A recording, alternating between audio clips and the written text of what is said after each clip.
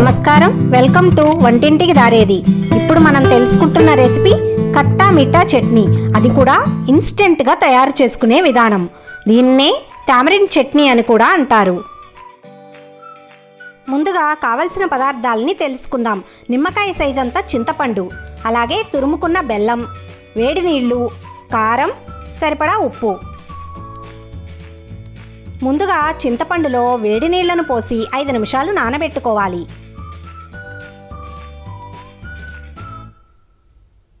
ఐదు నిమిషాల తర్వాత గుజ్జంతా చక్కగా పిండేసి వేరొక బౌల్లోనికి పల్ప్ని తీసుకోవాలి. దీనిలో సరిపడా ఉప్పు, కొద్దిగా కారం, తురుముకున్న బెల్లాన్ని కూడా వేసుకొని బాగా కలుపుకోవాలి.